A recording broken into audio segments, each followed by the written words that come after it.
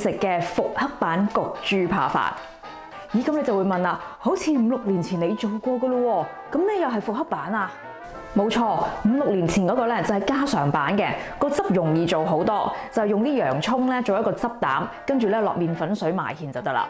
你哋都可以 click 入呢條 link 睇下家常版嘅份量同做法啦。嗱，今次呢個復刻版就唔同啦，佢係完完全全跟足60到90年代懷舊豉油西餐廳嘅做法，好濃厚，酸甜適中。而家喺香港咧已經好少食得返㗎啦。呢個味道咧亦都代表咗香港最美好年華嘅年代。我哋出生喺呢個咁好嘅年華咧，如果我哋唔好好咁保存呢個味道，呢個味道就會漸漸咁流失㗎啦。我今日咧會同大家逐步嚟，令到大家好清晰咁樣可以慢慢做出我哋當時細個嘅味道。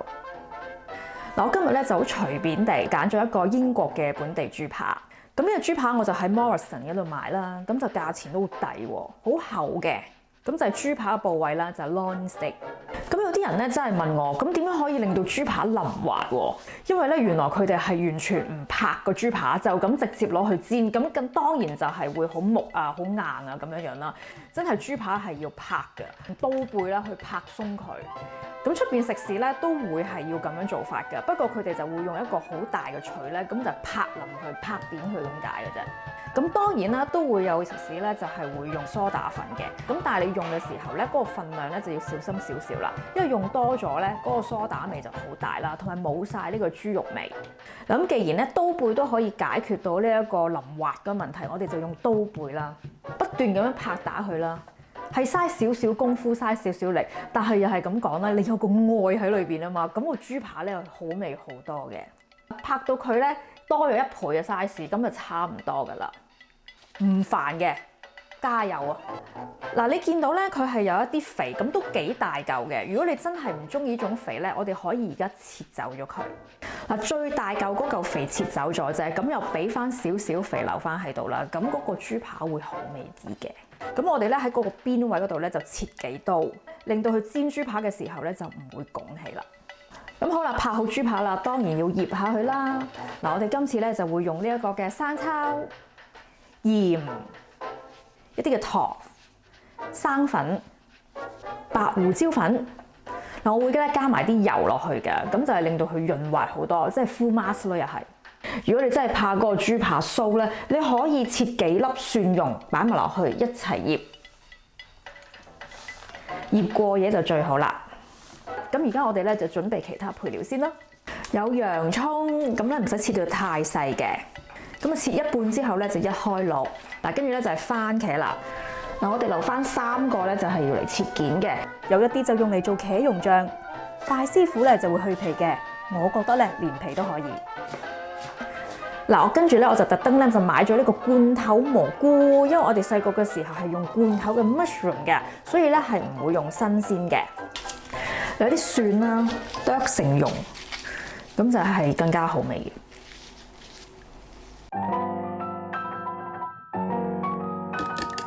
配料搞掂晒，我哋就可以炒飯先啦。嗱，因為好多人食啊，所以好大兜飯，但係你唔需要學我嘅。如果用2粒米煮成嘅飯咧，大概用3至4隻蛋咧先至夠香嘅。嗱，你見我只係頭嗰幾下咧，用個鑊鏟插入去，插鬆啲飯嘅啫。之後咧，我會用呢個鑊鏟背咧去壓平啲飯，再兜，再壓平，再兜，盡量咧就唔好咁樣插咧，就插爛啲飯。嗱，我覺得咧喺屋企做咧用2結鑊炒飯係最好嘅，唔需要好多油，亦都唔擔心佢黐。你見我咧咁大烹飯咧，都唔使好心急，好滋油咁樣咧，慢慢都可以做得到噶啦。嗱，慢慢咧將蛋同埋飯嘅濕氣咧就係扯走佢，咁你就會見到咧係越嚟越乾爽嘅。嗱，繼續啦，直至到係粒粒鬆開為止啊嚇。嗱，加翻啲嘅鹽調味，加鹽落去炒咧，嗰個蛋味係出好多嘅。啲米鬆開晒，我哋就可以保暖備用啦。好，跟住就煎豬扒，我哋過嚟呢邊攪佢先啊。發勻2隻蛋，預備幾湯匙嘅麵粉，將豬扒撲一層薄薄嘅麵粉。嗱，冇捽佢啊，會起粒粒㗎。如果你唔撲麵粉嘅話咧，豬扒就會太濕，上唔到蛋漿㗎啦。嗱，你見我撲好粉、染完蛋汁嘅同時咧，呢邊鑊咧其實我已經準備好噶啦。燒熱油，嗱要多少少油嘅，否則豬扒咧就會煎燶噶啦。個鑊夠熱嘅話咧，個豬扒咧就會即刻上色。嗱，煎兩支就可以反噶啦。你睇下幾靚，金黃色。咁啲讀者咧就話有陣時佢煎唔熟啦。嗱，好似我咁樣樣，煎下冚蓋，10零秒之後打翻開，反佢，再冚蓋焗。咁其實個豬扒咧就熟噶啦。其實我唔知點解會演變到變成炸豬扒嘅。炸豬扒咧，佢仲要黏埋呢個麵包糠一齊炸，跟住淋埋個汁，個汁嗰個水分咧又係吸咗落去個麵包糠度，就變成一層厚粉，又唔脆，完全冇作用。我就中意食呢個豬扒啦。淋得幾緊要，試俾大家睇下。好腍好味啊！嗱，暫時嘅程序嚟講 ，OK。嗱，如果 OK 嘅話咧，我哋將呢個豬扒保暖，我哋又跳去第二個 step 啦，就係煮茄蓉醬啦。燒熱個鑊，爆香咗蒜蓉先，將我哋茄碎擺埋落去。嗱，蒜蓉同埋茄蓉咧係 perfect match 嚟嘅。如果你想個茄蓉醬好味啲咧，我會將個蒜擺喺呢一個嘅位置，加翻少少水。嗱，未得嘅喎，我哋喺呢個茄蓉醬度要調味嘅，一啲嘅生抽。多啲嘅糖，嗱呢一個咧只係茄蓉嘅調味嚟㗎，佢唔係成個豬扒飯嘅調味嚟㗎。我想個茄蓉醬咧有基本嘅味道，咁你間間做個醬汁嘅時候咧，你調味咧就容易好多啦。煮好咗個茄蓉醬咧就可以不起備用，我哋就可以跳去第4個 step。第4個 step 就係打大佬嘅 step， 亦都係復刻版焗豬扒飯嘅關鍵，就係打汁啦。嗱，首先咧，我哋將牛油煮溶先。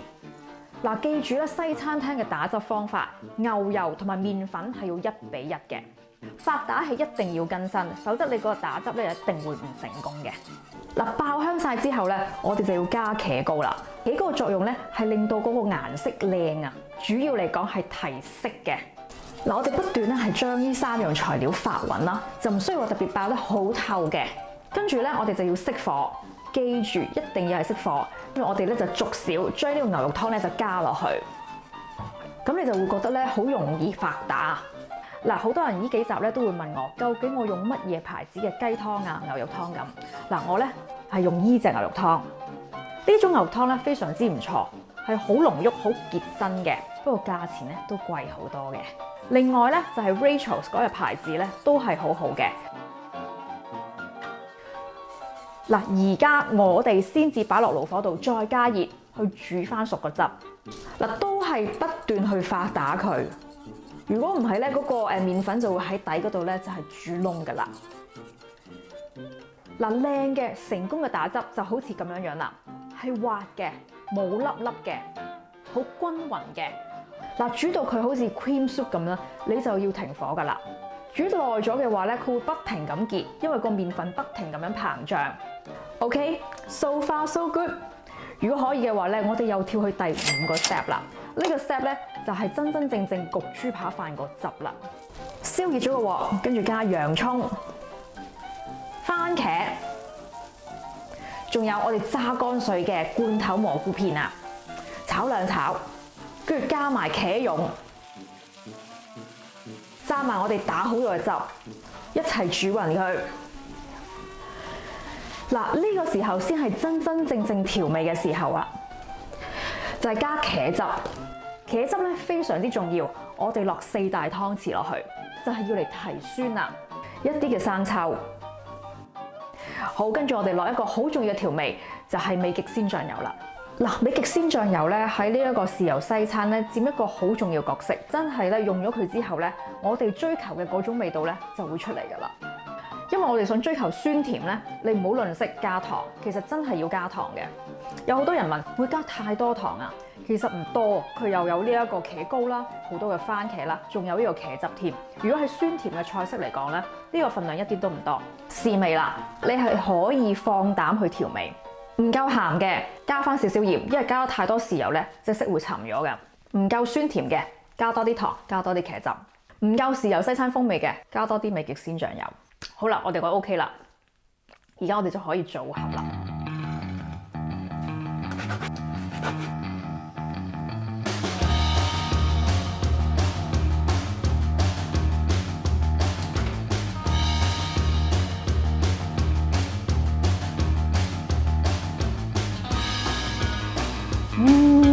思啊，又係大家睇住我食嘢嘅時候啦。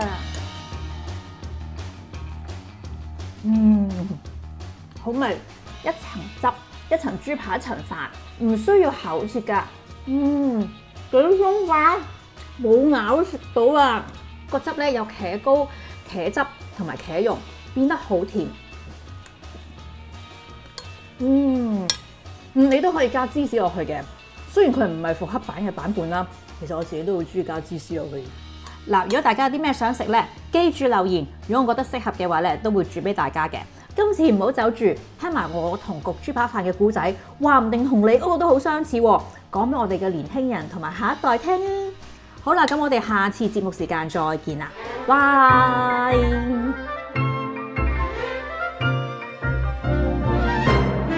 60年代開始咧，香港嘅經濟咧開始起飛，中西文化衝擊，包括飲食文化。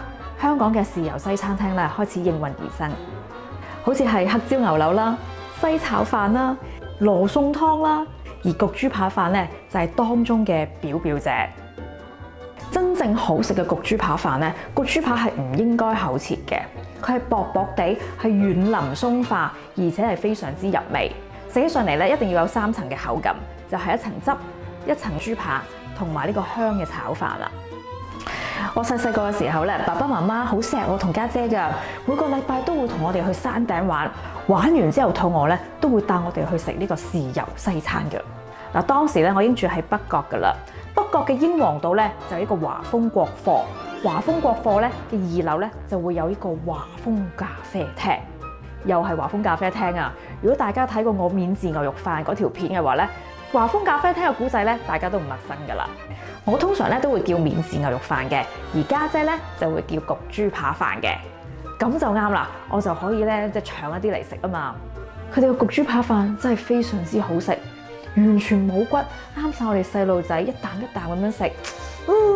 我諗起都流口水啊！如果個禮拜我家姐唔食焗豬扒飯嘅話咧，我就陷入一個好痛苦嘅抉擇。究竟我係食呢個免治牛肉飯，定要食焗豬扒飯好咧？我覺得焗豬扒飯咧，唔單止係我哋嘅集體情意結，佢都代表咗香港最美好嘅年華。好可惜嘅係，見到咁多年嚟焗豬扒飯嘅轉變，真真正正我哋細個食嘅好味道，好似慢慢咁樣消失。所以我覺得我有責任將呢個方法做翻出嚟，教授俾我哋嘅年輕人，教授俾我哋嘅下一代。